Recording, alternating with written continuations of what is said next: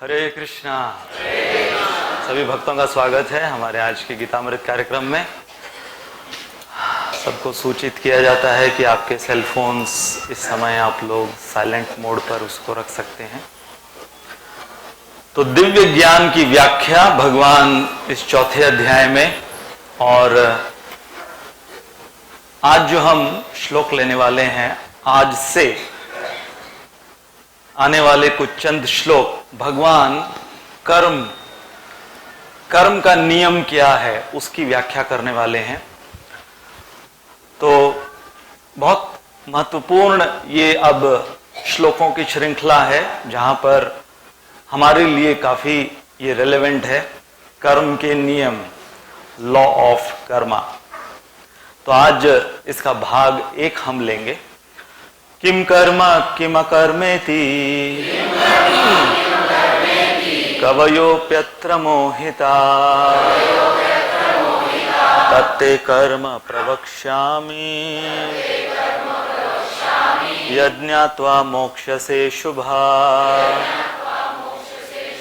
किम कर्म किम अकर्मेति कवयोप्यत्र मोहिता तत्ते कर्म प्रवक्ष्यामि यज्ञात्वा मोक्षसे शुभा।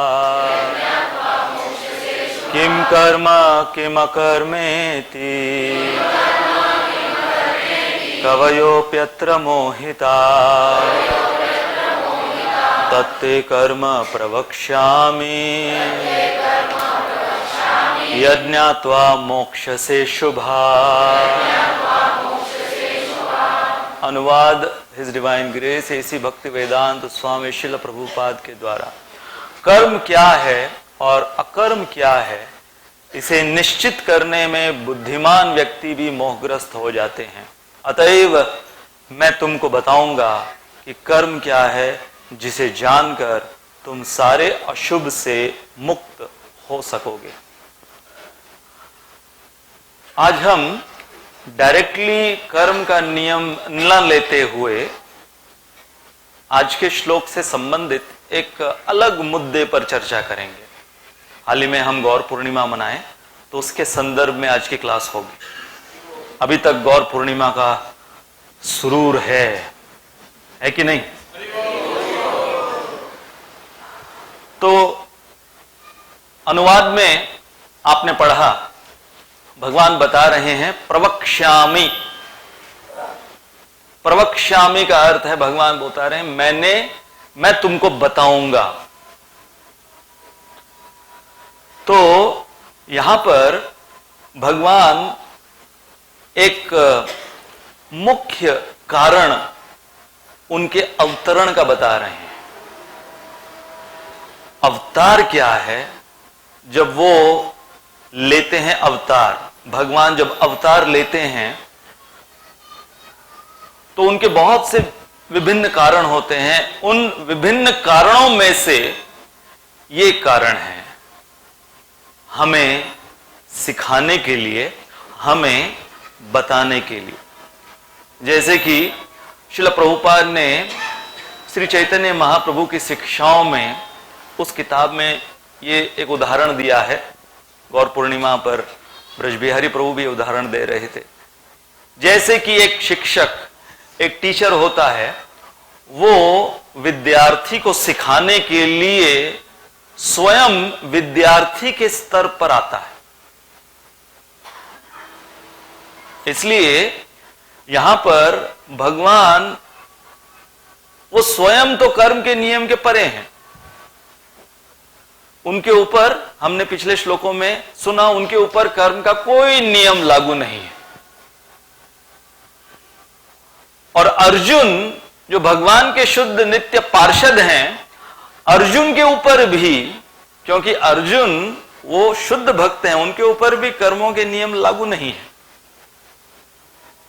परंतु ये दोनों मिलकर एक शिक्षक बन रहे हैं, एक विद्यार्थी बन रहे हैं। दोनों मिलकर हमें सिखा रहे हैं। प्रवक्ष्यामि। तो इसलिए आज हम सबसे पहले ये जो प्रश्न है इसका उत्तर जानने की कोशिश करेंगे कि अवतार, हाल ही में युग अवतार, इनका आविर्भाव हमने मनाया, जिन्होंने न केवल अपनी वाणी से क्या हमें करना है वो बताया, बल्कि उन्होंने अपने उदाहरण से सिखाया कर कर। जैसे कि श्रील प्रभुपाद ने उदाहरण दिया कि चौक लेकर जब टीचर वो ब्लैक बोर्ड पर लिखती है या लिखता है ABCD या 12 खड़ी जो भी, तो वो अपने स्वयं के उदाहरण से उस विद्यार्थी को सिखा रहा है। वो है चैतन्य महाप्रभु, और हम आज विस्तार से जानेंगे उनके अवतार को। परंतु एक साधारणतः जनरली अवतार किसे कहते हैं? अब देखिए, इस भौतिक संसार में ये आजकल अवतार शब्द कई जगहों पर लोग इस्तेमाल कर लेते हैं। कोई सुबह सुबह उठा है, नहाया नहीं है 12 बजे तक, तो मां कह देती ये क्या अवतार बना रखा है, उसको भी अवतार बोल देती। तो अवतार, हमारे शास्त्रों में अवतार का अर्थ बहुत ही सरल भाषा में संक्षिप्त रूप में बताया गया है, अवतरति इति अवतार, जो उतरते हैं। श्रील प्रभुपाद ने अंग्रेजी में इसको कहा वन हु डिसेंड्स, उतरना। लिटरल मीनिंग इसका क्या है? वन हु डिसेंड्स, अवतरति। कहां से? अपने धाम से इस भौतिक संसार में जो उतरते हैं।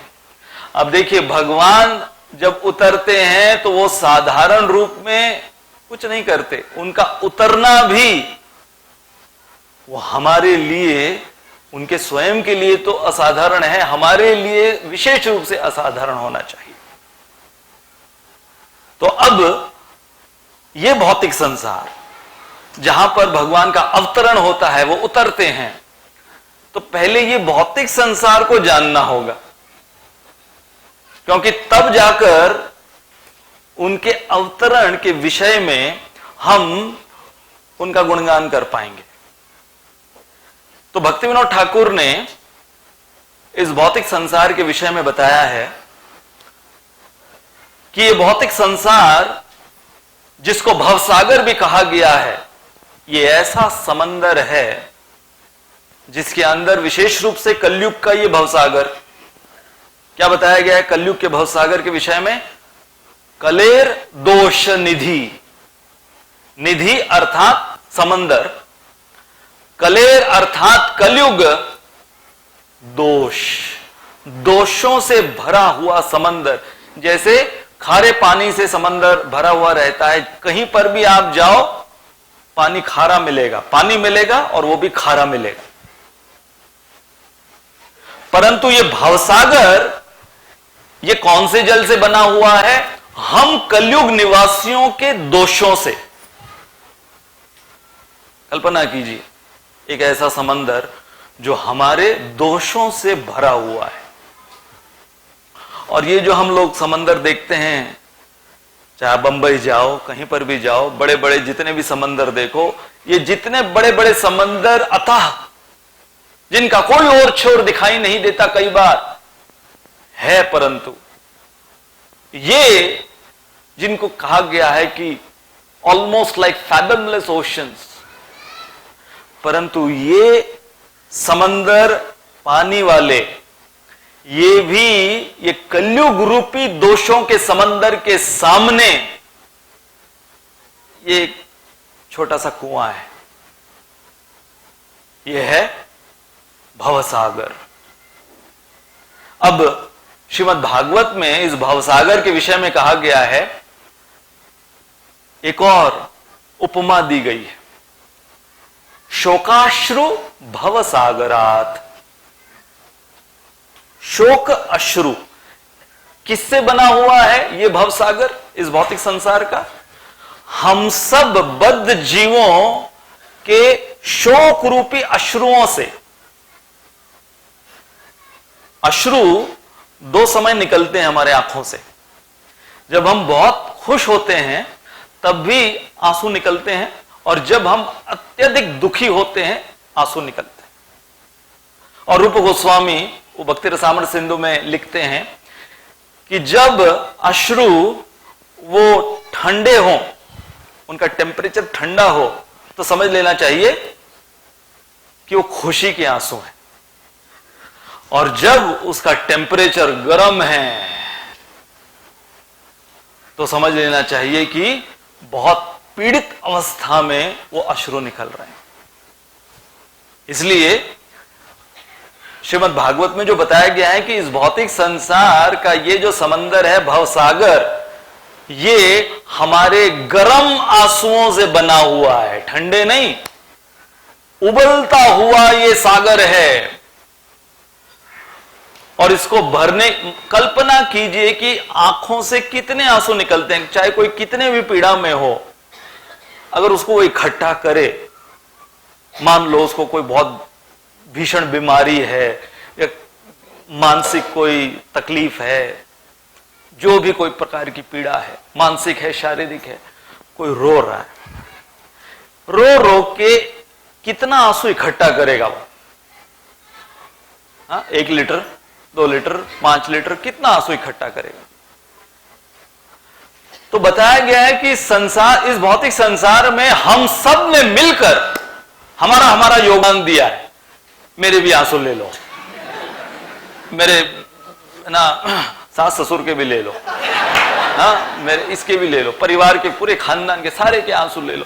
सब जितने हम बद्ध जीव हैं, जितने अब तक रोए हैं, रो रहे हैं, वो सब के आंसुओं से मिलकर शोकाश्रु भवसागरात हमने ये सागर बना दिया।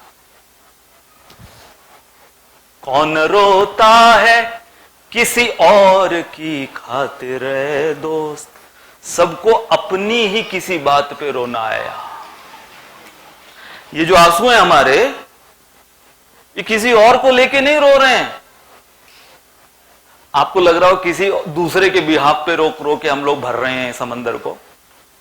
कौन रोता है किसी और के खातिर, सबको अपनी ही किसी बात पे रोना आया। कोई यदि गुजर भी जाता है घर पे तो क्या बोलकर रोते हैं? मुझे याद है जब मेरे पिताजी गुजरे थे तो जो हमारी दादी वहीं पे थी, वो इतनी जोर से चिल्ला के रोने लगी और रोते हुए वो कह रही थी, उस समय मैं केवल 15 साल का था, मैं सोच रहा था कि ये विलाप किसके लिए हो रहा है? चिल्लाते हुए मुझे छोड़कर चला गया, मेरा क्या होगा? अब उनकी उम्र उस समय 80 से भी ऊपर साल की थी। तो कोई यदि गुजर भी जाता है तो हम लोग शोक किस प्रकार का, मेरा क्या होगा? अरे वो बेचारा चला गया, उसका क्या होने वाला है? उसका जो भी होगा होगा, वो तो चला गया अभी, मेरा क्या होगा? तो आंसू क्या है? मेरा क्या होगा? तो ये है भवसागर। 2 प्रकार की उपमाएं दी हैं, एक तो दोषों से भरा हुआ और दूसरा हमारे ही अश्रुओं से भरा हुआ ये समंदर। आगे भक्ति विनोद ठाकुर कहते हैं कि समंदर बना हुआ या समंदर, जब भी हम उसके बारे में सोचते हैं, हमारे जहन में जब समंदर ये चित्र आता है, लहरें, बिना लहरों के कोई समंदर नहीं। तो भक्ति विनोद ठाकुर कहते हैं कि ये जो लहरें हैं इस भवसागर में, ये लहरों की तुलना किससे की गई है? त्रिताप, आध्यात्मिक, अधिभौतिक, अधिदैविक। अर्थात हम लोग इस भौतिक संसार में एक ऐसे जेल में फंसे हुए हैं, एक ऐसा जेल है। अब देखो, जेल के अंदर कैटेगरीज होती है ना, A class, B class, C class, ऐसे जो बहुत खूंखार जो कातिल होते हैं उनको ऐसे काला पानी की सजा दी जाती है, उसको कहते हैं डंजन, काला पानी। तो हम लोग एक तो भौतिक संसार में भी कलयुग में। कलयुग क्या है? कलयुग अर्थात अगर इस भौतिक संसार की तुलना एक कचरे के डब्बे से की जाए, बड़ा ड्रम, कचरे का ड्रम, डब्बा नहीं ड्रम, तो अब देखो ड्रम भरने के लिए, पूरा कचरे से वो ड्रम भरने के लिए कितना समय लगेगा, हा? और उसको जब कोई खाली करता है तो सबसे जो नीचे वाला कचरा है उसमें से जो दुर्गंध निकलेगी, ऊपर वाला फिर भी थोड़ा फ्रेश रहेगा, लेकिन जो सबसे नीचे बॉटम वाला जो कचरा है उसको भरते भरते 1 महीना लगा है उस ड्रम को कचरे से, और जो सबसे नीचे के लेवल का जो कचरा है उसके अंदर जो बदबू निकलेगी वो है कलयुग, bottom of the trash can. तो सतयुग, त्रेता, द्वापर ये सब ऊपर वाले थोड़े फ्रेश कचरे हैं, कलयुग सबसे नीचे वाला। तो यहां पर हाँ, तो हमने तुलना की कि हम लोग काला पानी कलयुग के अंदर, और मान लीजिए कि काला पानी में उस कैदी को और सलाखों से, चेन से बांध दिया गया है।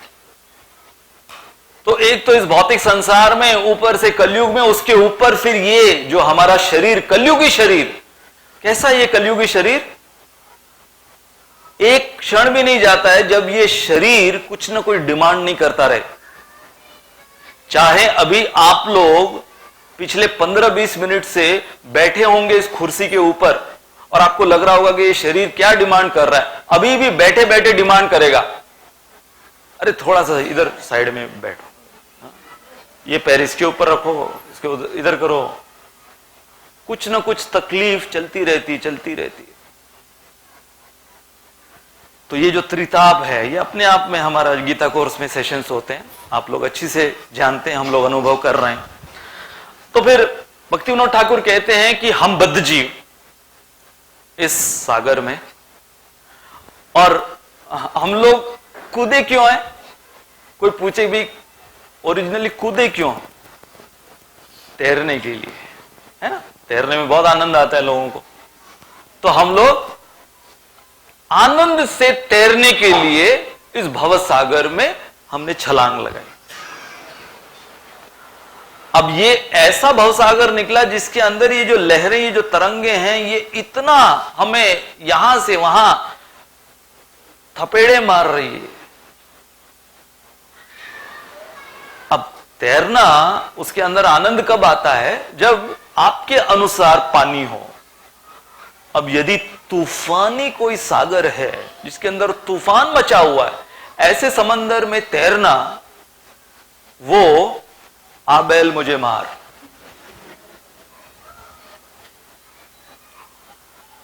तो कभी हमारा शरीर वो एक लहर आकर हमें पीड़ा देती, कभी शरीर ठीक है तो फिर पड़ोसी उसने तकलीफ दे दी, या कोई रिश्तेदार उसने तकलीफ दे दी, अलग अलग प्रकार से अधिभौतिक।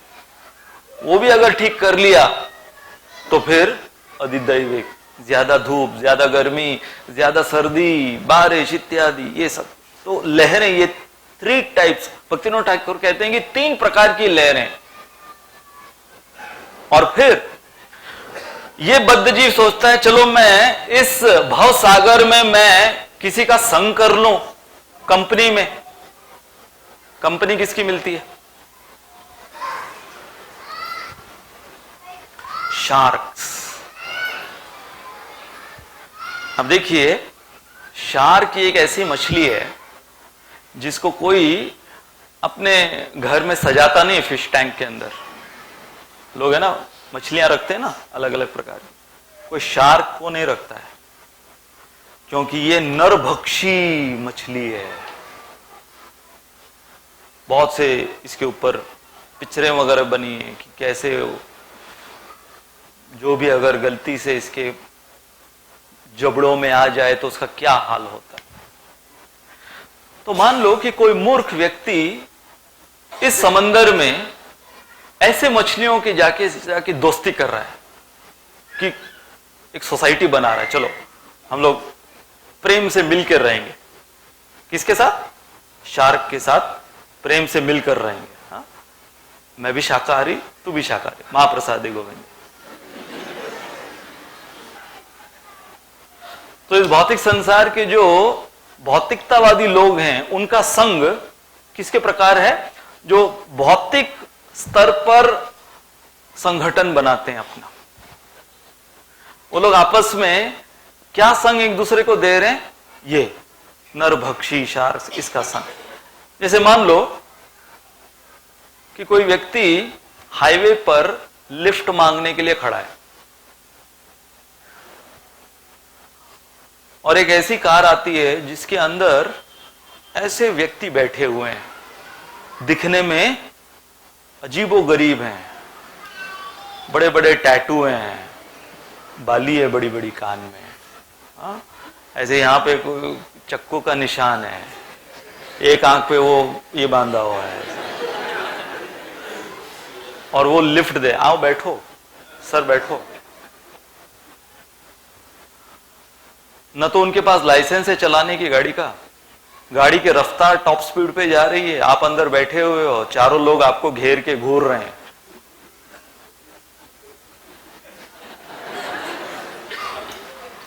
और सामने खाई। तो कई बार एक बद्ध जीव इस संसार में जब किसी का संग करने जाता है तो लिफ्ट मांगता है कि मुझे कोई मदद करेगा। मदद करने के लिए अगर ऐसे लोग मिलते हैं तो उसका हाल क्या होता है? भक्तिविनोद ठाकुर कहते हैं ऐसा हाल होता है। तो आपको हम एक छोटा सा नमूना पेश करेंगे इस भौतिक संसार का, कि भौतिक संसार किस प्रकार से बना हुआ है। तो ये एक हमको बचपन में गीत एक हमारे कोई टीचर फिलोसोफर टाइप थे, उन्होंने सिखाया था। तेरी जुबां पे है जिक्र सितारों का, तेरे लबों पे है नाम बहारों का, पर तेरे दामन में कांटे हैं गुलाब नहीं। ये दुनिया है कि यहां पर जिक्र हो रहा है सितारों का, है ना। दुनिया के बारे में हम लोग चर्चाएं क्या करते हैं कि हाँ मेरी ऐसी दुनिया चल रही है, तुम्हारी कैसी दुनिया चल रही है। तो हम लोग जिक्र करते हैं सितारों का, बहारों का, परंतु जब असलियत में जिंदगी जीने जाते हैं तो फिर कांटे और गुलाब दिखाया जाता है, परंतु जब अनुभव करने जाते हैं तो मिलते क्या हैं? कांटे। अब जैसे कि हमने भक्तिविनोद ठाकुर द्वारा दिया गया ये जो उदाहरण भवसागर का, आगे वो कहते हैं, ये फ्लोटसैम जो इंग्लिश में एक शब्द है, कि समंदर में बहुत से जहाज वो तैरते हुए जब जा रहे हैं तो जो पैसेंजर्स हैं उस जहाज के, वो कुछ न कुछ, जैसे कोई प्लास्टिक फेंक दिया, कोई टिन, कोई कोक का टिन फेंक दिया, वो सब तैरते रहते हैं, या कोई तिनखेत तैरते रहते हैं, कागज के टुकड़े तैरते रहते हैं, उसको बोलते हैं फ्लोटसैम।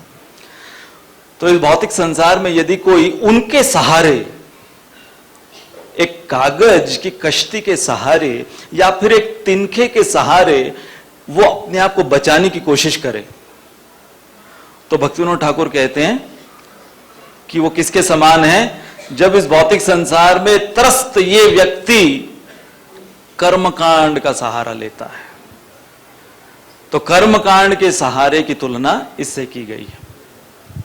फिर फाइनली अब हम आते हैं, तो फिर ऐसे बद्ध जीव का उद्धार कब कैसे होगा? जब भगवान अवतरित होते हैं। तो भगवान का अवतरण, उनकी तुलना की गई है जैसे कि एक रेस्क्यू हेलीकॉप्टर। तो रेस्क्यू हेलीकॉप्टर, उसके पास सारे प्रयोजन हैं इस व्यक्ति को इस समंदर से ऊपर उठाने के लिए। पायलट है, वो हेलीकॉप्टर में इतनी शक्ति है, उसके पास वो जो रस्सी होती है वो फेंक। तो भगवान का अवतरण वो रेस्क्यू हेलीकॉप्टर के समान हैं, और भगवान वो जो रस्सी फेंके हैं वो उनकी जो अहेतुकी कृपा है, कोई जरूरत नहीं उनको आकर हमें यहां से रिहा करने की, परंतु कृपावश वो आते हैं। अब देखिए, एक जो भौतिकतावादी का दृष्टिकोण क्या होता है, एक भौतिकतावादी का दृष्टिकोण यह है कि भगवान आप आ ही गए हो तो समंदर को शांत करो ना, मुझे क्यों उठा रहे हो, मतलब मुझे यहीं रहना है, ये संसार को ठीक बना दो आप, आपके वहां जाने की जरूरत नहीं है, मैं खुद यहां पर मैंने अपना जो साम्राज्य फैलाया है उसको सुख शांति अपार्टमेंट्स बना दो आप। एक ये दृष्टिकोण है। और फिर कोई ये कहते हैं कि ठीक है, हम आपके हेलीकॉप्टर में आने के लिए तैयार हैं, ये रस्सी क्यों,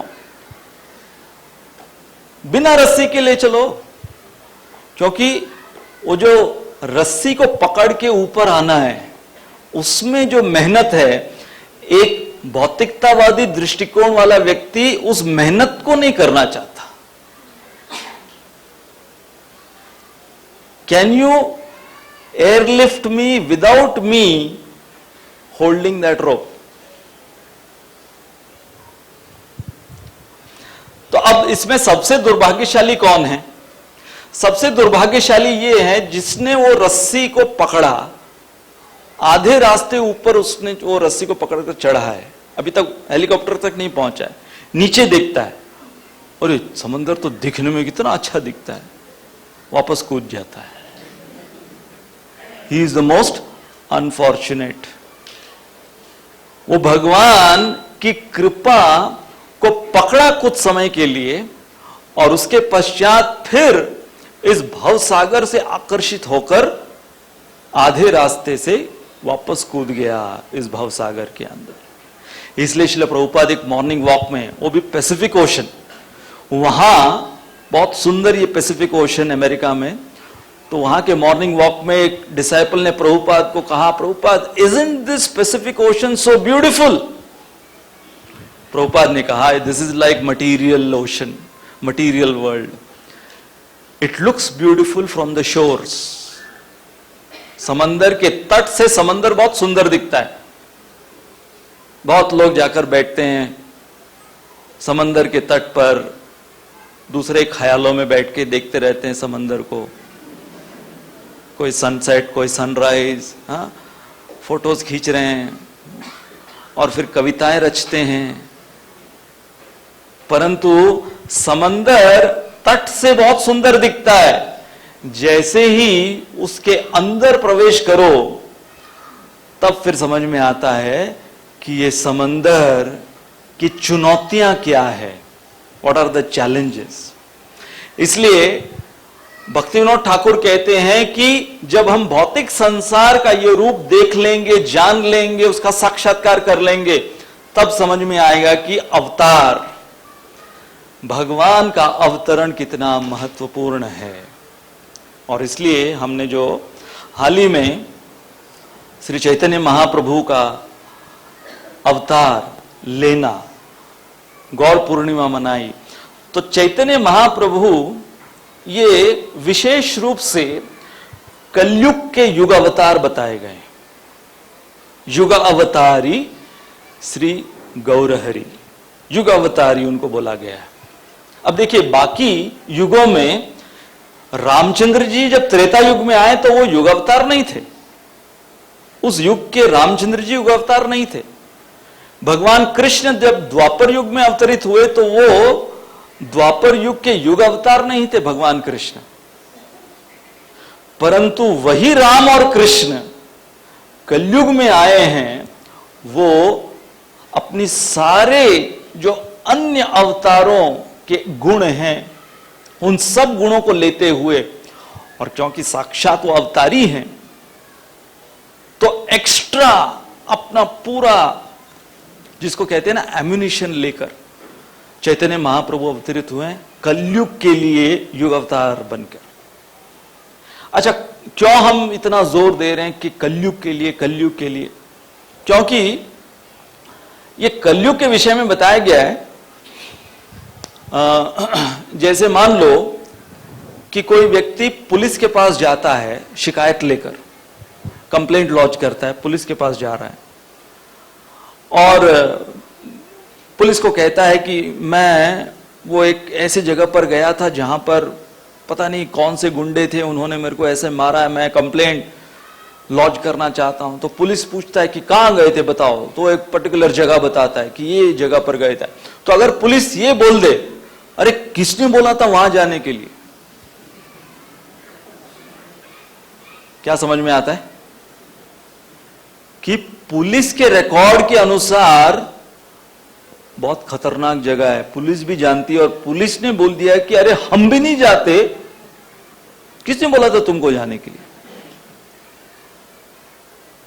तो इस प्रकार से चर्चा करते हैं कलयुग के बारे में लोग ऊपर। आप लोगों को अभी समझ में आएगा पॉइंट क्या है। तो जैसे पुलिस किसी को वो चौकन्ना करती कि वहां कभी मत जाना, तो वैसे कलयुग के बारे में बोला गया है कि कलयुग में जाने को किसने बोला था। इसलिए शास्त्रों में भगवान के अवतारों के विषय में बताया गया है कि भगवान त्रियुगी हैं, कलयुग लिस्ट में ही नहीं है, परंतु ये भगवान ने एक्स्ट्रा अपने आप को एक ऐसे रूप में अवतरित करवाया कि वो भगवान के भक्त बनकर आए और छिप कर आए। इसलिए छन्न अवतार हैं चैतन्य महाप्रभु। कि ठीक है, यदि शास्त्रों में त्रियुगी बताया गया है मुझे, तो मैं अपने उस रूप में नहीं आऊंगा, परंतु मैं अपने भक्त के रूप में आऊंगा। इसलिए उनको भक्त अवतार भी बोला गया है चैतन्य महाप्रभु। क्यों? क्योंकि हम लोग का जो रेपुटेशन है, कलयुग निवासियों का जो रेपुटेशन है, उस रेपुटेशन के लिए और कोई तैयार नहीं हुए थे अवतार आने के लिए।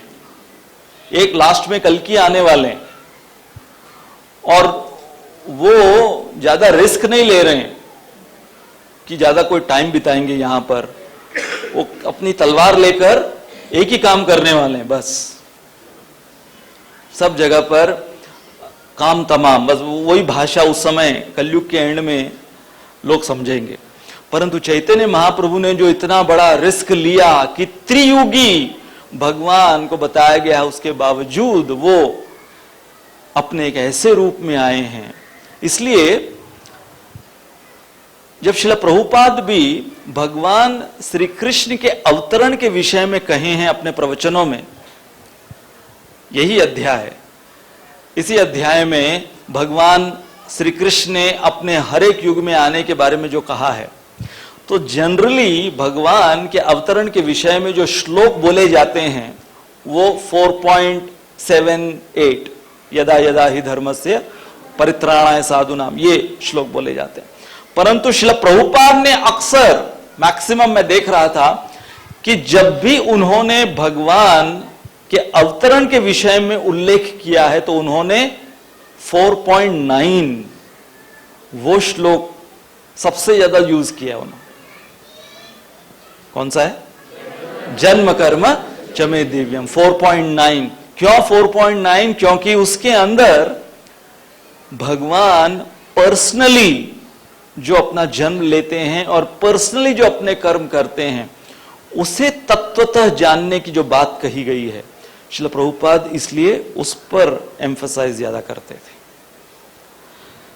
तो वही अवतारी भगवान श्री कृष्ण वो गौर के रूप में आए।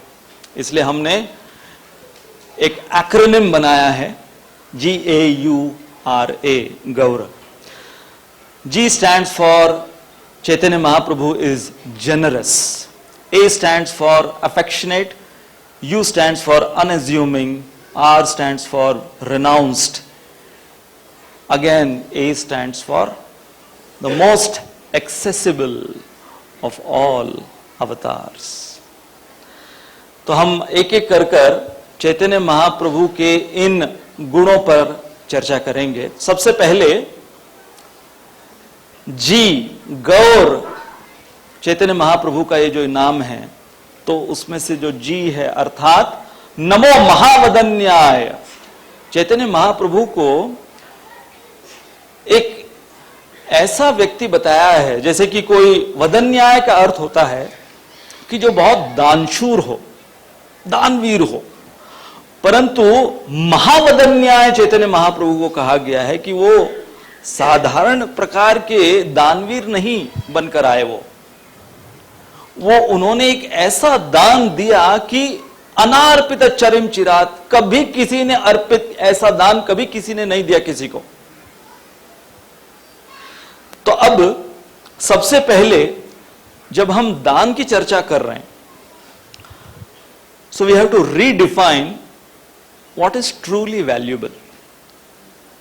जैसे कि हर एक व्यक्ति के जीवन में उसके लिए अलग अलग प्रकार की चीजें मूल्यवान हो सकती हैं। ये कोई जरूरी नहीं कि सबके लिए संपत्ति या धन वही मूल्यवान है। जैसे मान लो कि किसी को कोई जानलेवा बीमारी हो गई है और उसके जानलेवा बीमारी की कोई जड़ी बूटी किसी ऐसे देश में, उसके जंगल में, उस देश के जंगल में किसी पेड़ के ऊपर उग रही है, तो ये व्यक्ति जिसको जानलेवा बीमारी हो गई उसके लिए सबसे मूल्यवान क्या है? वो जड़ी बूटी कौन से प्रदेश के जंगल के उस पेड़ से मिलना, सबसे मूल्यवान उसके लिए वो है। तो यदि कोई उसको वो लाके देगा तो उसके लिए सबसे बड़ा दानवीर वो हो गया। यदि कोई किसी अकाल पीड़ित जगह पर भूखा है, उसको जाकर अगर कोई दान में डिजाइनर कपड़े जाकर दे रहा है, हाँ? ये लो डोल्चे गबाना का कपड़ा, ये लो तुम पहनो, डिजाइनर कपड़े तुमको मैंने दिए। अरे उसको भूख लगी है, उसको वो डिजाइनर कपड़ों से वो बिल्कुल भी संतुष्ट नहीं होगा। तो कहने का मुद्दा क्या है कि जो सबसे जरूरत की चीज है वो जब दान दी जाए, दान के रूप में दी जाए, तब उसका मूल्य सबसे ज्यादा माना जाता है। इसलिए चैतन्य महाप्रभु ने देखा कि हम सब किसके भूखे हैं? प्रेम के भूखे हैं। इसलिए उनका नाम क्या है? महाप्रभु,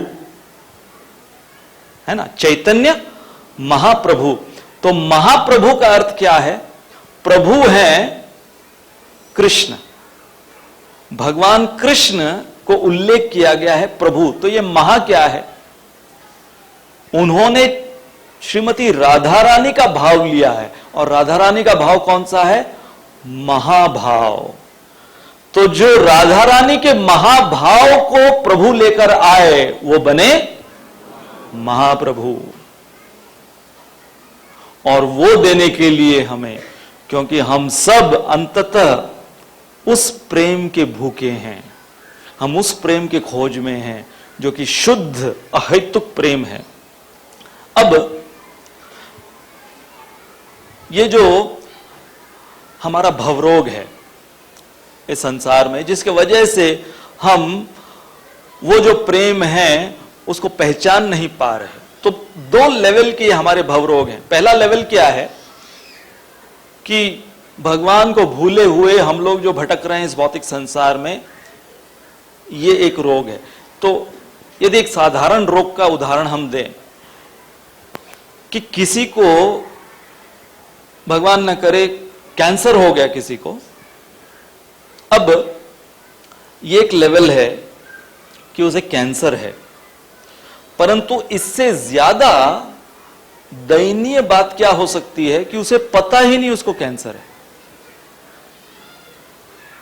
ज्यादा खतरनाक क्या है? यदि पता चल जाए तो कम से कम ट्रीटमेंट हो, फर्स्ट स्टेज पे, सेकंड स्टेज पे उसका ट्रीटमेंट कर कर उसको ठीक किया जा सकता है, परंतु कैंसर है पता ही नहीं है उसे। तो ये जो सेकंड लेवल है भवरोग का, ये और भी डेंजरस है। तो ये मैं क्यों उदाहरण दे रहा हूं कि संसार में हम लोग जो भगवान को भूले हुए त्रस्त बीमार अवस्था में, आध्यात्मिक रूप से बीमार वो तो है ही, और कितने ऐसे निष्फिकर घूम रहे हैं जैसे कि कुछ हुआ ही नहीं है। अभी आप थोड़ा एक अगर परीक्षण करो, बाहर जाकर किसी को जाकर बोलो, आपको पता है आप बीमार हैं, आध्यात्मिक रूप से बीमार हैं आप, वो पागल बोलेगा, पुलिस को बुलाएगा, ये पागल हो गया ये। भगवान को भूले हुए आप यहां पर आध्यात्मिक रूप से पीड़ित हो, तो लोगों को यदि बताया भी जाए कि उसके लक्षण क्या है, लेकिन वो मानने के लिए तैयार नहीं कि वो बीमार हैं। जैसे कि प्रभुपाद से मिलने के लिए एक बार एक साइकियाट्रिस्ट आया, तो डिवोटीज उसको लेकर आए प्रभुपाद से मिलने के लिए। उस समय क्या है, डिवोटीज जो भी थोड़ा सा पढ़ा लिखा या थोड़ा इन्फ्लुएंशियल, उसको प्रभुपाद के पास ले आते थे। तो ये आया प्रभुपाद से मिलने के लिए साइकियाट्रिस्ट, और प्रभुपाद तिलक लगाकर तैयार होकर आ रहे थे। तो जब प्रभुपाद आए तो ये साइकियाट्रिस्ट ने क्वेश्चन क्या पूछा, ही इज अ पेशेंट। क्योंकि उसकी आदत क्या थी, उसको कहीं पर भी कोई बुलाता तो पेशेंट को ही देखने जाता था, तो वो प्रभुपाद को पेशेंट के रूप में देख रहा था। और फिर जब प्रभुपाद के साथ वार्तालाप उसका हुआ, उसके पश्चात 1 घंटे के वार्तालाप के पश्चात उसको समझ में आया, अरे मैं पेशेंट हूं, आई एम द पेशेंट। अब हम लोग देखो डेमोक्रेटिक कंट्री में है ना, ज्यादातर जो बड़े बड़े देश हैं वो लोग भी किसका पालन करते हैं, डेमोक्रेसी का पालन करते हैं। इसलिए इस संसार में जो दुख हैं, मिजरी हैं, वो भी डेमोक्रेटिक है। डेमोक्रेटिक मतलब it is for everyone and anyone. कोई, जैसे कि डेमोक्रेटिक कंट्री में सबके लिए सब कुछ उपलब्ध है, वैसे मिजरी इस भौतिक संसार में आब्रह्म स्तंभ पर्यंतम सर्वम माया मयम जगत सत्यम सत्यम पुनः सत्यम हरेर नाम एव केवलम।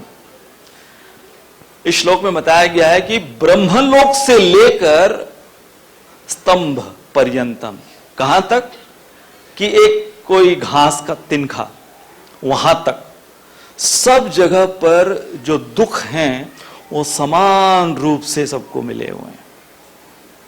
देखो, कोई बहुत अमीर है, वो इतनी दौलत अर्जित कर लिया है कि उसको इतनी दौलत अर्जित करने के वजह से नींद नहीं आ रही, अरे कोई लूट ले जाएगा, अरे अभी पता नहीं कब से नोटबंदी हो जाएगी वापस से, नोट इतने हैं उसके वजह से नींद नहीं आ रही है।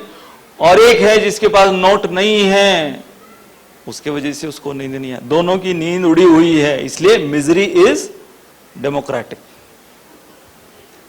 अब there is something called horizontal happiness. Horizontal happiness मतलब हम लोग सब हॉरिजॉन्टली हैप्पीनेस ढूंढते हैं। अरे मैं यहां चला जाऊं, मैं अमेरिका चला जाऊं तो मैं प्रसन्न या खुश हो जाऊंगा, मैं सुख खुशी मेरे को मिलेगी। मैं इधर चला जाऊंगा, उधर चला जाऊंगा, तो उसके अंदर तो हम लोग, मैं अगर इसको पहचान लूंगा, अगर इसमें मेरे को नौकरी मिल गई, ये वो, तो हॉरिजॉन्टल। हॉरिजॉन्टल चैतन्य महाप्रभु अवतरित होते हैं तो वो हमको क्या दे रहे हैं, वर्टिकल। वर्टिकल हैप्पीनेस मतलब रस्सी दिए, अब पकड़ो उसको और ऊपर आओ हेलीकॉप्टर में। So therefore when we look for vertical happiness, then that happiness is something which will be permanent. तो ये है जेनरोसिटी चैतन्य महाप्रभु की। अच्छा, ये एक बहुत इंपॉर्टेंट मुद्दा है। It's not just what you give that is important, but when you give। Chaitanya Mahaprabhu कितना टाइमली अवतरित हुए हैं कलयुग के अंदर, कि कलयुग के शुरुआत में अवतरित हुए, क्योंकि कलयुग के शुरुआत में थोड़ा बहुत हमारे अंदर संस्कार हैं समझने के लिए। अभी तक हम लोग हालांकि चैतन्य महाप्रभु 500 साल बीत चुके हैं उनके अवतरण के, लेकिन अभी भी कलयुग का प्रकोप इतना नहीं है, इतनी तादाद में तो बैठे हैं और थोड़ा बहुत समझ में भी आ रहा है ना, क्योंकि कलयुग की बुद्धि, कलयुग ने अभी तक इतनी हमारी बुद्धि को कुबुद्धि नहीं बना पाया, इसलिए समझ में भी आ रहा है और कितने अपना रहे हैं।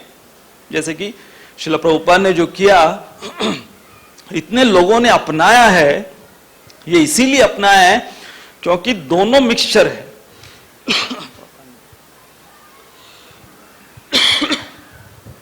तो दोनों का मिक्सचर है, एक है कि हमारे थोड़े बहुत संस्कार जो कि पिछले युगों के एक स्पिल ओवर जिसको बोल सकते हैं, जैसे कि पिछला युग जो है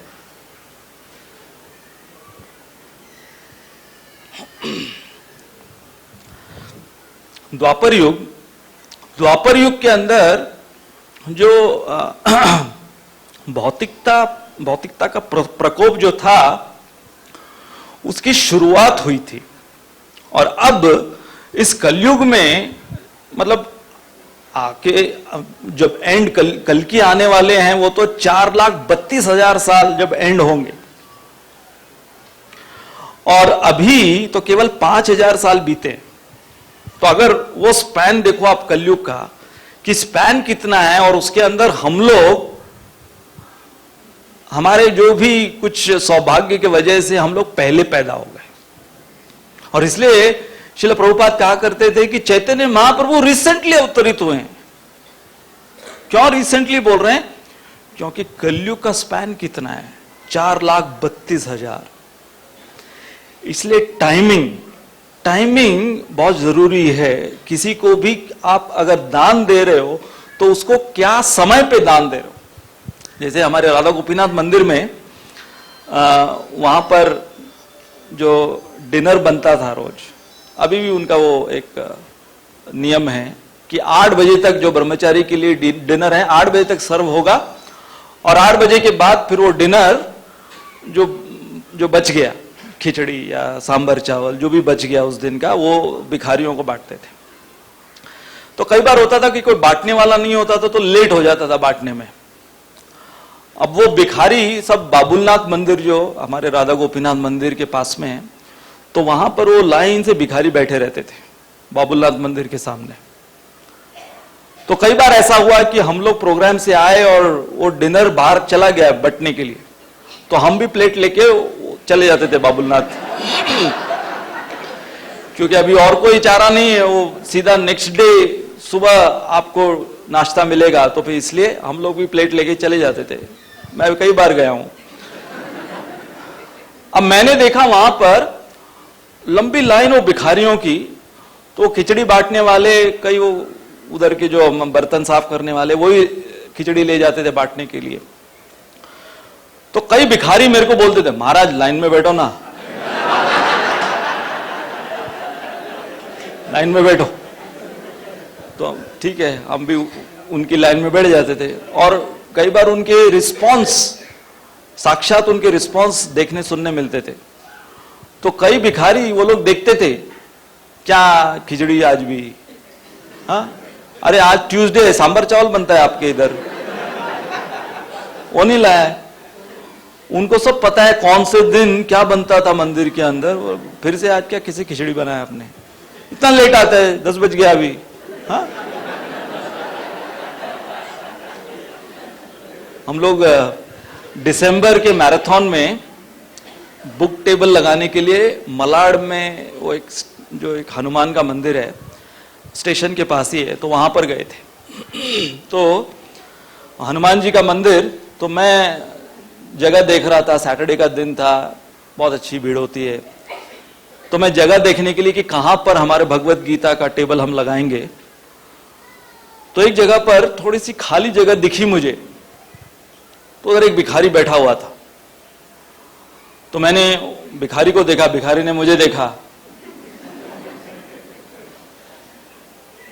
तो अभी और कोई उधर था नहीं, ना तो कोई वहां पे कोई सिक्योरिटी गार्ड था, न कोई वो मंदिर के कोई मैनेजर कोई ना व्यवस्थापक दिख रहे थे। तो मैंने फिर उस भिखारी को पूछ लिया कि ये रोज बैठता होगा शायद यहाँ पे, इसको पता होगा। तो मैंने भिखारी को पूछ लिया कि वो बगल वाली जगह खाली है। तो उसने देखा, पहले ऊपर से नीचे देखा, फिर नीचे से ऊपर देखा, बैठ जाओ।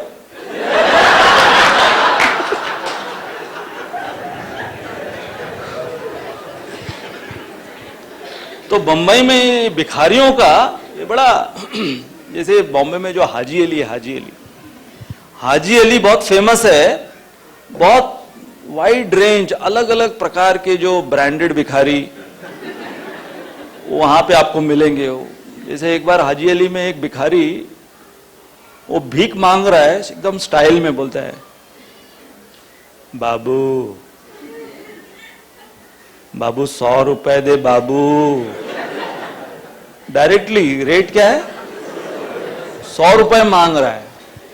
ए बाबू 100 रुपए दे बाबू। तो बाबू ने पीछे मुड़ के देखा, वाह भैया क्या तुम्हारा रेट है 100 रुपए? 100 रुपए क्यों चाहिए? फोन रिचार्ज कराना है बाबू। बोला ले बड़ा तू स्टैंडर्ड का भिखारी यार, फोन रखता है तू, सेल फोन रखता है? सेल फोन रखता है क्यों? बाबू गर्लफ्रेंड से बात करनी है। ये और ज्यादा आश्चर्यचकित हो गया, एक तो फोन वो भी रिचार्ज करना है 100 रुपए का, गर्लफ्रेंड बना रखी है तूने भिखारी होके?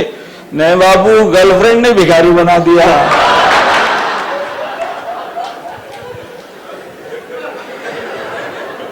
तो चैरिटी जो है उसका एक टाइमिंग होता है। इसलिए चैतन्य महाप्रभु जो अवतरित हुए हैं, परफेक्ट टाइमिंग उनका।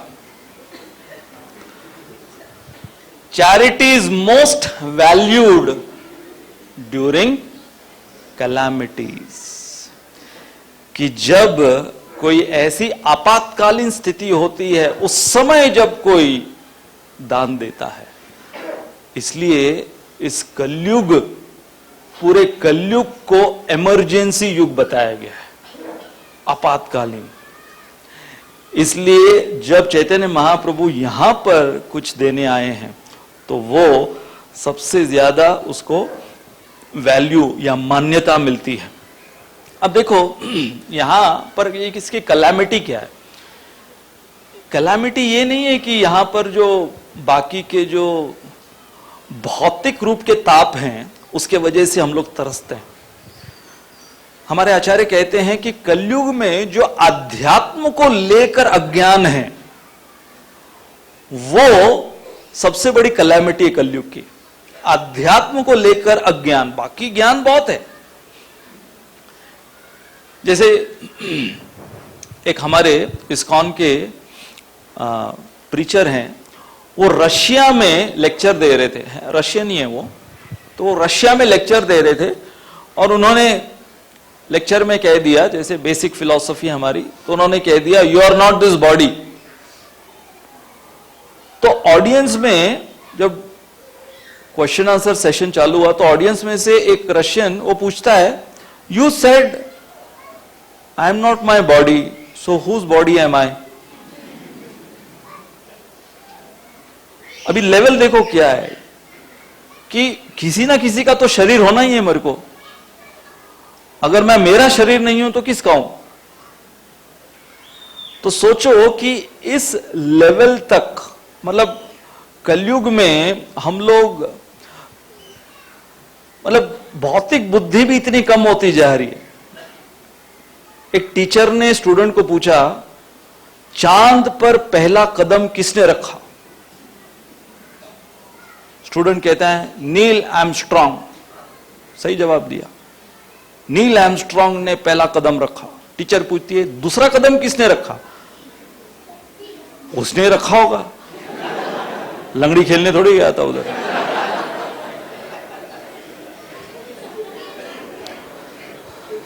तो ये तो हमारा लेवल है कलयुग में। इसलिए next A stands for Chaitanya Mahaprabhu is the most affectionate of all avatars. Why he is the most affectionate, ये कारण है। चैतन्य महाप्रभु वो राधा रानी के भाव को लेकर आए हैं। राधा भाव द्युति सुविलितम नवमी कृष्ण स्वरूपम। अब बाकी जो भी अवतार हैं उनके साथ उनकी अंतरंगा शक्ति आई, जैसे रामचंद्र जी के साथ सीता आई, भगवान कृष्ण के साथ राधा रानी और रुक्मिणी सत्यभामा इत्यादि। परंतु चैतन्य महाप्रभु वो राधा रानी को अपने रूप, अपने अंदर उसके उनके भाव को लेकर आए। तो इसलिए राधा कृष्ण नाही अन्य, वो है श्री चैतन्य महाप्रभु। और जब श्रीमती राधा रानी का भाव बांटने के लिए वो निकल पड़ते हैं, सन्यास लेते, तब वो जिसको भी, क्योंकि राधा रानी उनकी जो कृपा है, भगवान श्री कृष्ण वो स्ट्रिक्ट होते हैं बहुत बार, बहुत उनके नियम हैं कि ऐसे ऐसे ऐसे तब जाकर मेरी कृपा मिलेगी। जैसे हमने कुछ बुधवारों पहले चर्चा की थी कि जब राधा रानी और उनका डिपार्टमेंट कौन सा है, भक्ति देने का डिपार्टमेंट, भगवान के कृष्ण का प्रेम देने का जो डिपार्टमेंट है राधा रानी का, तो वो जब निर्धारित करती हैं कि मुझे इसे देना है उसे देना है, तो भगवान श्री कृष्ण भी मना नहीं कर सकते।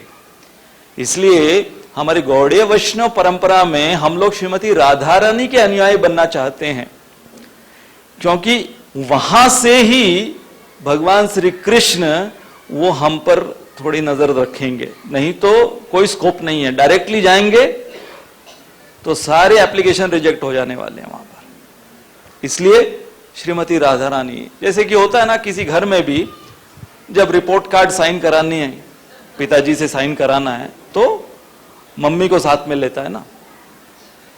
हमें घर बचपन में हमको याद है जब हमारे पिताजी हमको होमवर्क कराते थे, वो भी मैथमेटिक्स का, केमिस्ट्री का, मैथमेटिक्स का होमवर्क कराते थे, तो हम लोग देखते थे कि माँ है ना घर पे, क्योंकि जब भी पढ़ेगी, वो होमवर्क कराते समय जब पढ़ेगी तो वो बचाने के लिए वहां पर होनी चाहिए। और अगर कई बार हमारी माँ वो सब कुछ वो चौका करने के बाद निकल जाती थी बाहर रात के घूमने के लिए, और फिर केवल मैं और पिताजी, तो वो कैसा लगता था, जैसे कि शेर के पिंजड़े में एक बकरी।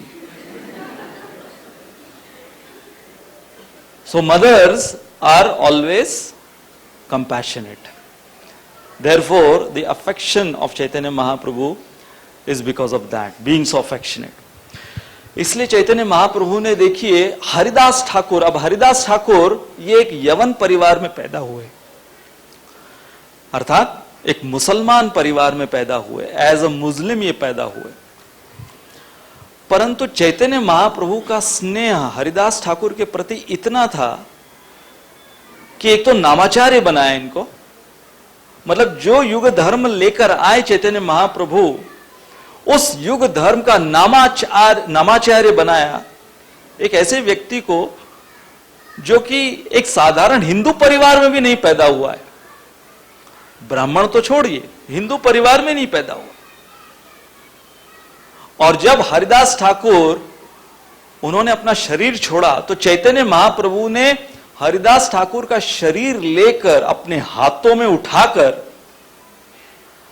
उनके पूरी अंतिम क्रिया अपने हाथों से करी, उनको नहलाया, उनके मृत शरीर को अपने हाथों से नहलाया जगन्नाथपुरी में, और फिर हरिदास ठाकुर के शरीर को लेकर उन्होंने नृत्य किया। अब देखिए, ये उनके अंदर जो राधा, क्योंकि हरिदास ठाकुर वो जो भगवान श्री कृष्ण और उनके हरिनाम से इतना प्रेम करते थे, तो भगवान चैतन्य महाप्रभु के हृदय में जो श्रीमती राधा रानी का भाव, वो हरिदास ठाकुर के कृष्ण प्रेम को देखकर इतना पिघल जाता था कि वो अपनी भाव विभोर अवस्था में चले जाकर बाह्य अवस्था को भूल जाते थे। अब एक बहुत महत्वपूर्ण बात जब कोई किसी से स्नेह करता है या स्नेह दिखाता है तो जनरली हम क्या देखते हैं कि जो अपना होता है उसको ज्यादा स्नेह दिया जाता है कि अरे ये मेरा बेटा है। अगर हमने माँ बेटे की भी वो उदाहरण भी लें तो माँ जनरली मेरा बेटा है, चाहे वो कितना भी निखट्टू हो और चाहे वो कितना भी बड़ा हो गया हो। मुझे याद है एक बार एक फैमिली ने मुझे प्रसाद पर बुलाया था, तो जो व्यक्ति ने मुझे बुलाया था वो मेरी उम्र का, तो उनकी मदर सर्व कर रही है और उनकी मदर वो चपाती ला रही है गर्मा गर्म डायरेक्टली स्टोव से, उसमें और एक्स्ट्रा घी लगाकर अपने बेटे को खिला रही है। बेटा 40 साल का, बेटे को खिला रही। तो उसको इतना शर्मिंदा टाइप लग रहा था वो कि अरे ये प्रभु जी के सामने ये मेरे को ऐसे क्यों खिला रही है। तो वो बोल रहा था अपनी माँ को कि अरे प्रभु जी को दो। और मेरे लिए उन्होंने कैसरोल के अंदर चपाती पहले से बनी हुई रखी हुई थी, तो वो मेरे बगल में रख दी उन्होंने कि आप वहां से लेते रहना। लेकिन वो अपने बेटे को और घी एक्स्ट्रा डाल के, और मेरे को बोल भी रही है क्या है, मेरा बेटा बचपन से उसको आदत है वो घी वाली गर्मा गर्म चपाती खाने की, उसको आदत है। मतलब उसको बोलने का मतलब ये था आपको तो उसकी आदत होगी ना, तो आपको खा लो। तो मैंने कहा, मैं तो कुछ बोल नहीं रहा, मैं उसको बोला कि कोई बात नहीं, अरे वो इतना प्रेम दिखा रही है आपको। अरे प्रभु जी इतना एम्बैरेसिंग है, मेरे को लग रहा है अब अंदर जाके किचन में झगड़ा चल रहा है, चपाती से ज्यादा गर्म ये हो रहा है। लेकिन मैं देख रहा था कि कैसे स्नेह जो है जनरली जो जिससे रिश्ता बना हुआ है उसके प्रति, परंतु चैतन्य महाप्रभु उन्होंने किन किन को महाभाव राधा रानी का दिया। एक कथा है कि चैतन्य महाप्रभु देख रहे थे जब अपने एक्सटेसी में कृष्ण प्रेम बांट रहे हैं, कोई डिस्क्रिमिनेशन नहीं है, तो उन्होंने देखा एक धोबी, अब वो कपड़े धो रहा है जो उसका व्यवसाय है। तो चैतन्य महाप्रभु ने उसको बोला भगवान हरि का नाम लो। तो उसने कहा कपड़े कौन धोएगा, है ना। जनरली अभी भी क्या होता है, आप जाकर किसी को हरि नाम लेने बोलो तो यही बोलता है काम कौन करेगा। तो चैतन्य महाप्रभु ने कहा कि तुम हरि का नाम लो, ये कपड़े मैं धोता हूं। और केवल बोला नहीं, चैतन्य महाप्रभु कौन है, पूर्ण पुरुषोत्तम भगवान अवतारी हैं, वो कपड़े धोने लगे। और ये भी इस धोबी के कपड़े नहीं थे, पता नहीं किसके मैले कपड़े, कौन से बद्ध जीव के मैले कपड़े चैतन्य महाप्रभु धो रहे हैं और इसको बोल रहे तू बैठ के हरिनाम ले। तो इसने देखा कि भाई ये हरिनाम लेने से मेरा काम भी हो रहा है मुफ्त में, और अच्छा काम कर, अच्छा धो रहा है, मुझसे भी अच्छा धो रहा है। तो देखिए उनके अंदर अफेक्शन, क्या लेवल का अफेक्शन था कि उन्होंने ये नहीं देखा कि ये व्यक्ति मेरा भक्त है या नहीं, ये व्यक्ति मेरे से संबंधित है या नहीं, या मेरे निकट का किसी मेरे खानदान का है या नहीं। अनजान और ऐसे ऐसे लोग जो कि चैतन्य महाप्रभु जो भगवान को भूले हुए इस भौतिक संसार में भटक रहे हैं, घूम रहे हैं, उनको जाकर उन्होंने राधा रानी का वो महाभाव दिया। Next, you stands for Chaitanya Mahaprabhu who is अनअज्यूमिंग, अर्थात नम्रता, उनकी विनम्रता। अब केशव कश्मीरी ये एक ऐसा पंडित आया था नवद्वीप में कि पूरे उत्तर भारत में, और यह भी बताया गया है कि जो जहां कहीं पर भी वो जाता था, भारत में किसी भी राज्य में जाता था, तो वहां पर उसके पास एक विजय पत्र था। और कई लोग तो उसके विद्वत्ता से इतने डरे हुए थे, बड़े बड़े विद्वान पहले ही साइन कर देते थे। परंतु निमाय पंडित, अब ये उस समय छोटे से थे चैतन्य महाप्रभु, इनका नाम निमाय पंडित, और वो अपने विद्यार्थियों के साथ, सहपाठियों के साथ गंगा के तट पर बहुत बार वो सब खेलते रहते थे। परंतु उनको पंडित का जो स्तर दिया था, जो टाइटल दिया था, क्योंकि वो फेमस थे कि न्याय जो है इनके अनुसार कोई न्याय का प्रदर्शन नहीं कर सकता। तो केशव कश्मीरी में सुना था, तो गंगा के तट पर देखा उसने कि इसमें से कोई निमाय है, ये निमाय पंडित।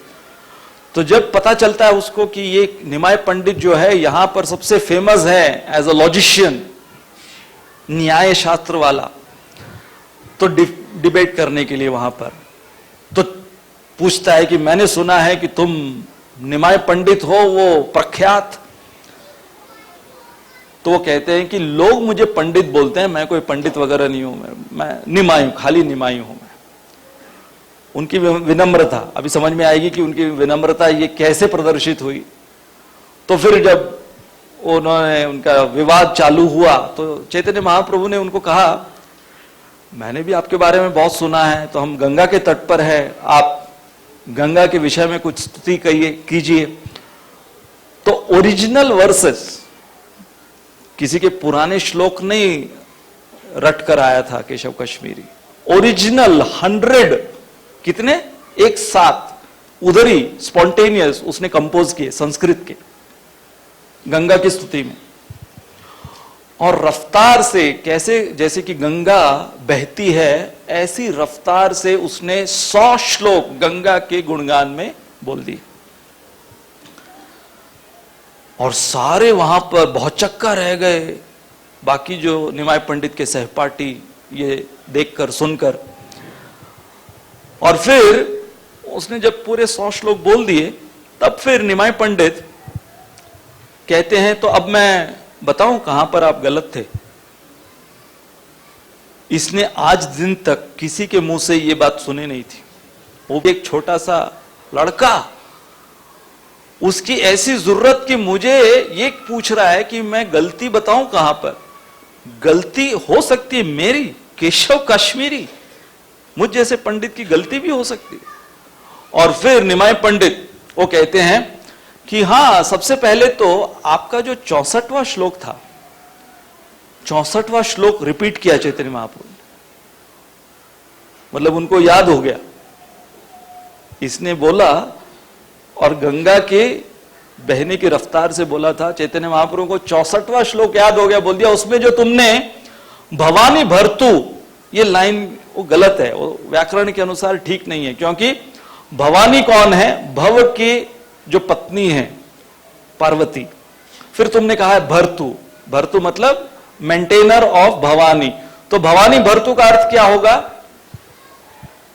Husband of Parvati's Shiva, Parvati who is the wife of Shiva. तो इसमें क्या समझ में आ रहा है कि पार्वती के 2 हस्बैंड हो गए। तो निमाय पंडित ने ये जब नुक्स निकाला तो केशव कश्मीरी अब ये बहुत चक्का रह गया कि एक तो नंबर याद है, श्लोक का नंबर याद है, पूरा श्लोक याद है, उसके अंदर मैंने जो गलती करी है समझ गया उसने, ये भवानी भरतु गलत है, ऐसा नहीं होना चाहिए। फिर वो जाता है उस शाम को, रात को वो अपनी सरस्वती मां उनको पुकारता है कि आपने तो मुझे वरदान दिया था कि कोई व्यक्ति मुझे हरा नहीं पाएगा। सरस्वती मां प्रकट होती है और कहती है कि हां, क्योंकि ये कोई इंसान नहीं है, जिसने हराया ना वो मेरे भर्तु के भी भर्तु हैं। सरस्वती वो किनकी पत्नी है, ब्रह्मा जी की पत्नी है, और ये ब्रह्मा जी के भी बाप है। तो मेरे पति के जो बाप हैं ये उन्होंने तुमको हराया, तो तुम अपना सौभाग्य मानो। फिर आगे चलकर केशव कश्मीरी वो इनके शिष्य बनते हैं निमाय पंडित के। परंतु निमाय पंडित वहां पर जब सब हंसने लगते हैं तो निमाय पंडित सबको शांत करते हैं।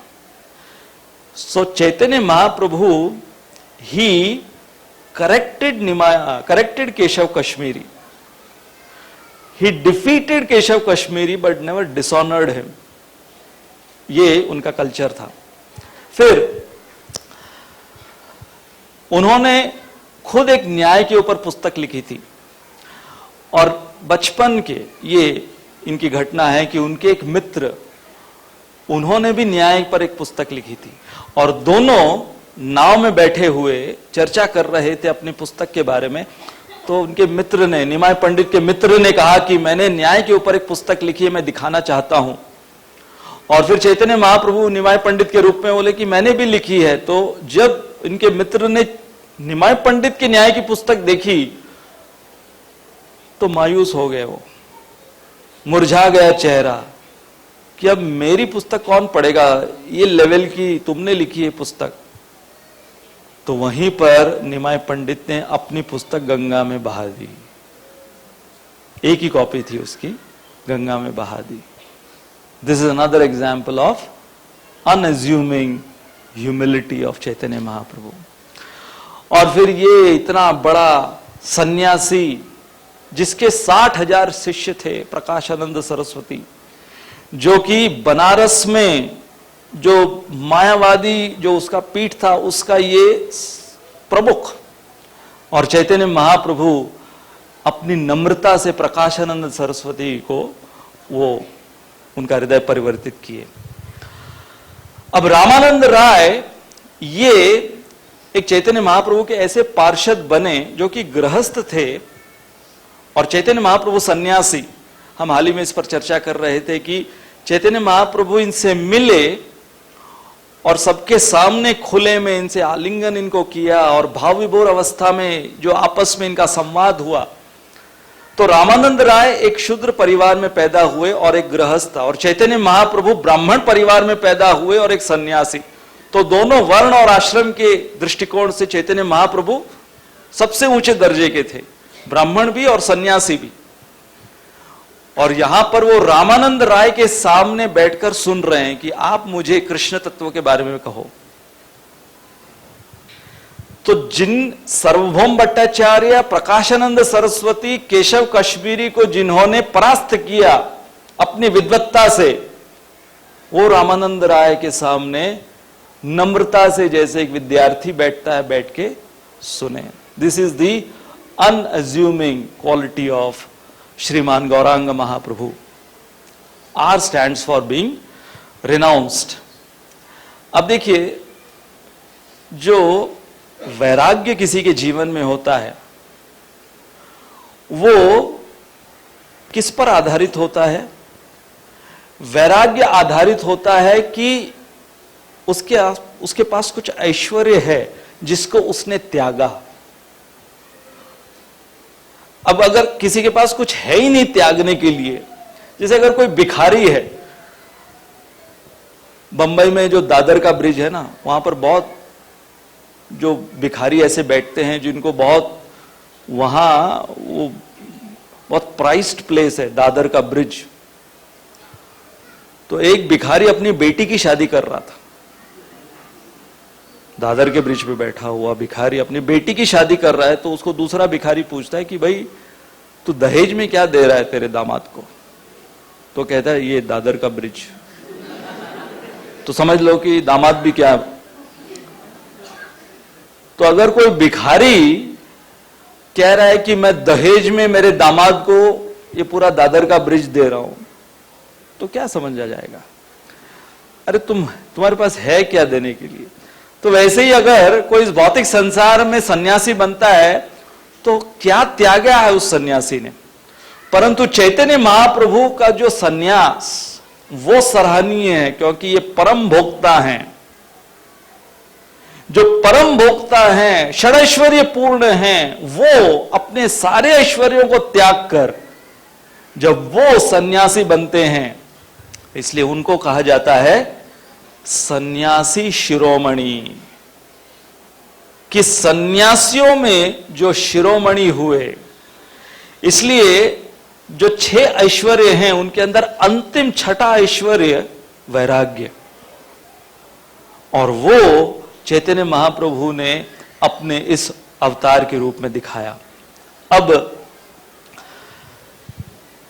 इस संसार के सारे जो सुख हैं, चैतन्य महाप्रभु दिखने में सबसे सुंदर, उनकी पत्नी जो अभी नवविवाहिता वो इतनी सुंदर साक्षात लक्ष्मी, और उनकी मां जो सभी माओं का प्रेम यदि एक में डाल दो तो एक तिनके के समान, एक कण के समान होगा, जो शची माता का प्रेम चैतन्य महाप्रभु के प्रति। तो ऐसे रूप, ऐसी विद्वत्ता, ऐसी सुंदरता, ऐसा प्रेम, ऐसे पत्नी, मां, इनको छोड़कर जो उन्होंने सन्यास लिया, इसलिए हमने यहां पर क्या कहा गया, he renounced all pleasures to give us the all pleasurable. This is the beauty of Chaitanya Mahaprabhu's sannyas. This is the opulence of Chaitanya Mahaprabhu's renunciation. और फिर फाइनली एक्सेसिबिलिटी।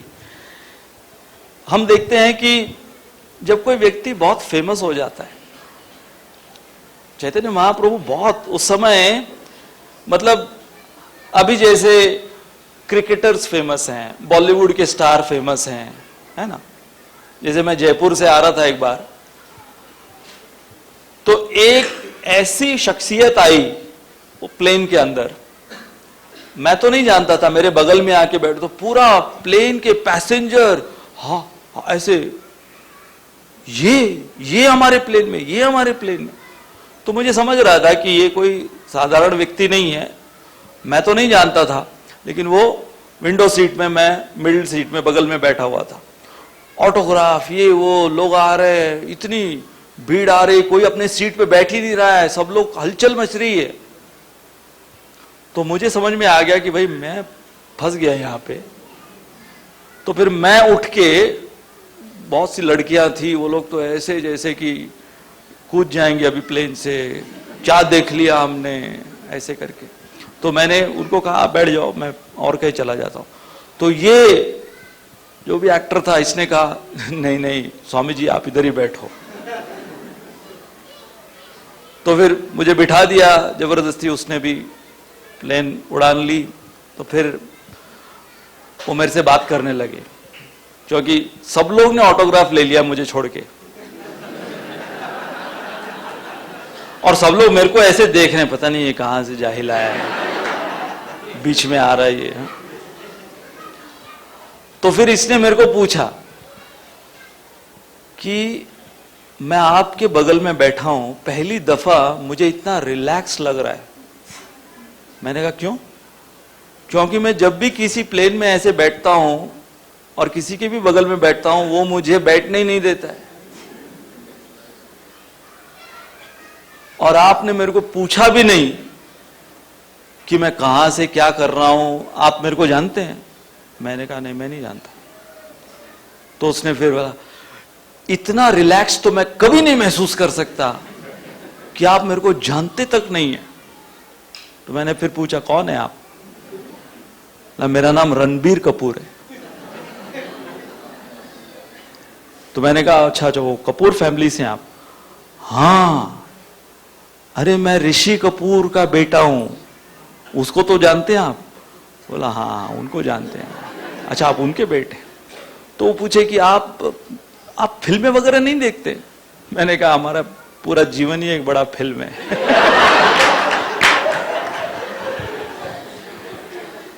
तो पॉइंट क्या है कि the more famous one becomes the more inaccessible.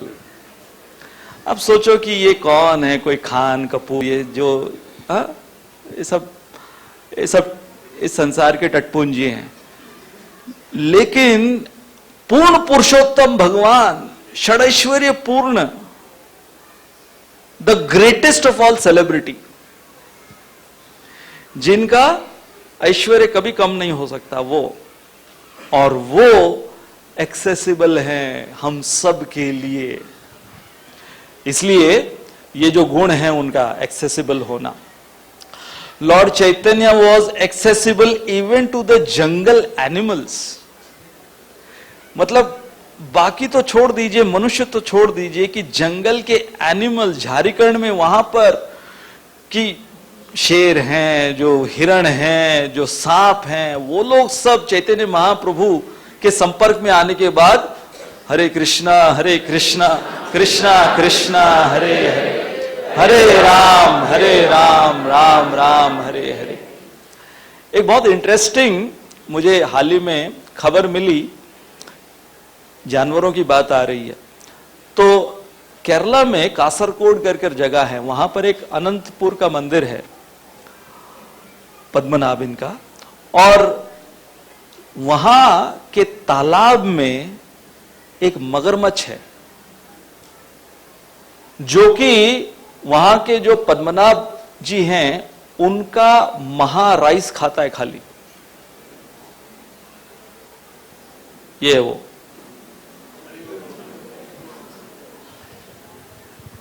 ये रोज ये कुछ 150 साल से है यहां पर, 150 साल पुराना इसकी आयु हो चुकी है, और ये 150 साल से है।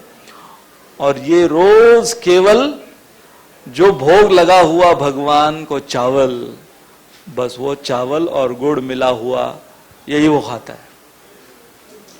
तो अगर हमको लग रहा होगा कि चैतन्य महाप्रभु ने कैसे जानवरों को हरे कृष्ण महामंत्र करवा दिया, अरे एक मगरमच्छ शाकाहारी हो सकता है? हाँ, कौन सा जानवर है? मगरमच्छ। This is too much. But nothing is too much when it comes to Chaitanya Mahaprabhu's mercy. हाँ, तो अब यहां पर हम अगर देखें शिला प्रभुपाद, तो शिला प्रभुपाद ने चैतन्य महाप्रभु जहां नहीं जा पाए, शिला प्रभुपाद वहां पहुंचकर, आपको पता है 50 इयर्स जो हम लोग अभी मनाए, लास्ट ईयर इस्कॉन के 50 इयर्स मनाए, तो कई डिवोटीज बोल रहे थे कि चैतन्य महाप्रभु की ये जो आंदोलन है ये शिला प्रभुपाद ने कहां कहां इसको नहीं फैलाया। परंतु एक जगह पर एंटार्क्टिका, ये कॉन्टिनेंट में चैतन्य महाप्रभु की कृपा नहीं फैली, तो हाल ही में डिवोटीज एंटार्क्टिका गए। आपको पता है एंटार्क्टिका कहां है? मतलब वो एक ऐसी जगह है जहां पर ह्यूमन बींग्स रह ही नहीं सकते ज्यादा। वो लोग कुछ एक्सपेडिशन के लिए जाते हैं, वापस आ जाते हैं, इतनी वहां पर ठंड होती है, -60, 70, 80 ऐसा टेम्परेचर। वहां पर जाकर गौर निताय और शिला प्रभुपाद के डीटीज को इंस्टॉल किया एंटार्क्टिका में। मुझे याद है हम लोग जब गोमुख गए थे, अब गोमुख जो गंगा का उद्गम स्थान, तो वहां पर काली बर्फ मेल्ट होकर गंगा में परिणित होती है। ग्लेशियर्स हिमालय की चोटी पर है, और ग्लेशियर्स हैं जो परिणित होकर गंगा बनती है। मतलब सोचो कि हिमालय की बर्फ पिघलकर गंगा बनी है, तो उसका टेम्परेचर क्या होगा वहां की गंगा का। तो हम लोग ट्राई किए कि यहां पर गंगा स्नान करना चाहिए गोमुख में, हाँ, और गायत्री करने का हम लोग निश्चय कर रहे थे अंदर जाकर। तो हमने जैसे ही मैंने टच किया, अपने उंगलियों से टच किया, तो जो पानी टच होकर गया मेरी उंगली को, ऐसे लगा कि जैसे किसी ने मेरी उंगली काट दी है, इतना ठंडा पानी।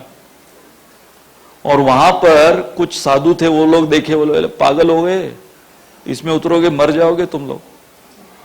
तो हम लोग ने फिर से अपने कपड़े पहन लिए और 3 ड्रॉप। फिर मैंने देखा एक इस्कॉन के डिवोटी आए, पीछे पीछे एक इस्कॉन के डिवोटी आए, पूरा मफलर बांधा हुआ है, वो मंकी कैप, मफलर और 3-3, 4-4 जैकेट, सॉक्स, ये वो सब, और बैग से वो निकाल रहे हैं गौर निताय को निकाले और गौर निताय को गंगा स्नान करा रहे उधर, पूरा ग्लव्स पहने हुए।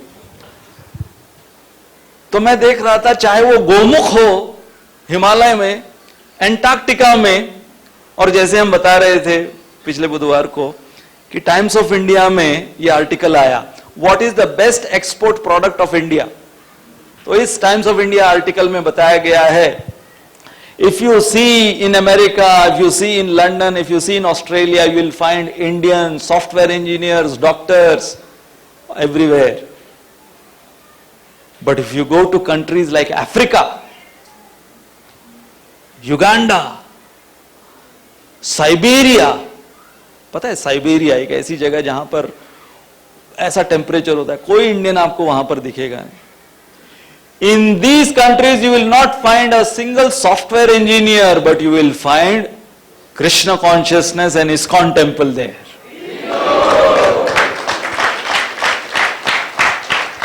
And this is because of our dear Srila Prabhupada. और Srila Prabhupada ने ये कहां से उन्होंने लिया? ये जो चैतन्य महाप्रभु का अवतार।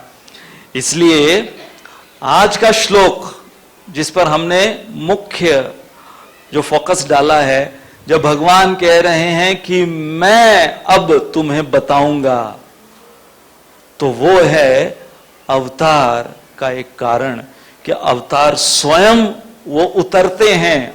अवतरती इति अवतार, जैसे कि चैतन्य महाप्रभु। और चैतन्य महाप्रभु जो ऐसे विशेष अवतार हुए जो उतर कर हमारे साथ रहे, उठे बैठे, जहां तक कि जैसे हमने कहा कि धोबी के वो गंदे मैले कपड़े धोए ताकि उसका हृदय साफ हो सके। तो हम लोग जो केवल बाहर से अपने आप को साफ सुथरा रखना चाहते हैं, परंतु हृदय जो हमारा मैला है, तो चैतन्य महाप्रभु एक धोबी के कपड़े भी धोने के लिए तैयार हैं, ताकि यदि हम हरिनाम लेते हुए अपने हृदय को साफ कर दें। बोलो श्री चैतन्य महाप्रभु की, श्रीमान गौरांग महाप्रभु आविर्भाव दिवस की, श्रील प्रभुपाद की, अनंत कोटि वैष्णव वृंद की, श्री हरिनाम संकीर्तन की, निताय गौर प्रेमानंदी।